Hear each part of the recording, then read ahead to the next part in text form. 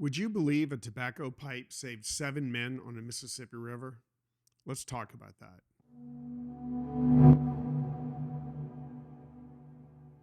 Canoes pushed into the Mississippi to block the strangers, while young men waded into the current carrying bows, clubs, and shields. One hurled a war club over the Frenchmen's heads. 7 travelers sat exposed in 2 birch bark canoes. Louis Jolliet had muskets. Father Jacques Marquette raised a feathered pipe. At first, the gesture failed. Marquette later wrote that he displayed the Calumet in vain. As the warriors continued forward, elders on shore recognized the pipe. They shouted to the young warriors, and their bows were lowered.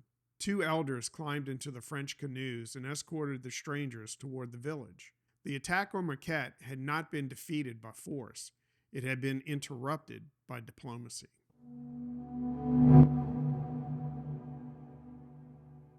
In 1673, Marquette, Jolliet, and 5 companions entered the Mississippi on a mission for New France. They wanted to discover where the river flowed, contact the nations along its banks, and determine whether it reached the Gulf of Mexico.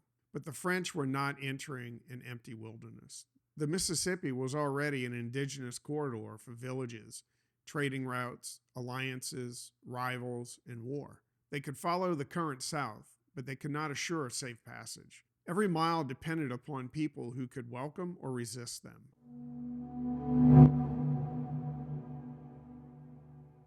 Days after reaching the river, the expedition followed a trail inland to Illinois villages. 4 men approached peacefully, 2 carrying decorated pipes. The visitors were welcomed into the council, where speeches were exchanged and calumets were smoked. Before the expedition continued, an Illinois leader gave Marquette a feathered calumet to carry with him. It was not a universal passport, as its meaning was not identical among every native nation. In this setting, however, it signaled peaceful intent and showed that the travelers had already been received by Illinois' community. Marquette was carrying more than a ceremonial object. He carried evidence of a relationship and the possibility that others would respect it.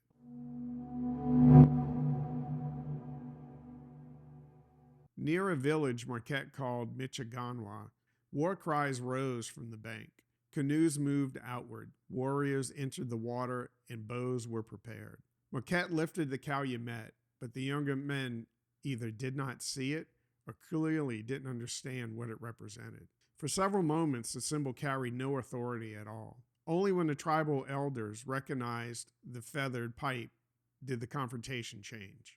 They restrained the younger warriors, threw their bows and quivers into the French canoe as reassurance, and guided the expedition ashore. The calumet didn't intimidate the warriors. It gave the elders a recognized reason to stop the violence.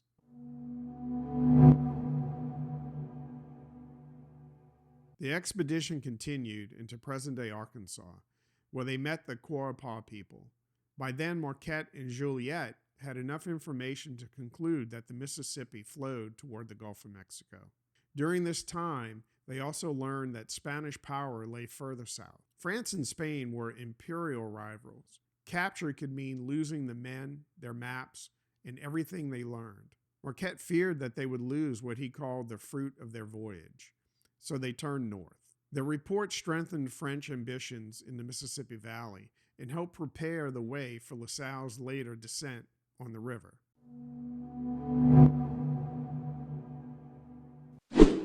It is tempting to say Marquette's pipe opened the Mississippi, but that gives France a little too much credit. Indigenous peoples have traveled, governed, traded, and fought along the river long before Europeans arrived. The calumet did not open an unknown world. It allowed the French to enter diplomatic networks that already existed. The exhibition carried weapons, maps, and plans for building an empire. Yet when violence came closest, none of these things provided the authority they needed. But the pipe did, not because Marquette owned it, not because it frightened the warriors, because an Illinois leader had placed it in his hands. The elders at Michiganwa understood the obligation behind that act. In 1673, France's path down the Mississippi was not cleared by a musket. It was negotiated through a pipe. Hey, I hope you like this video. Please remember to like, share, and subscribe this video, and I'll see you in the next one.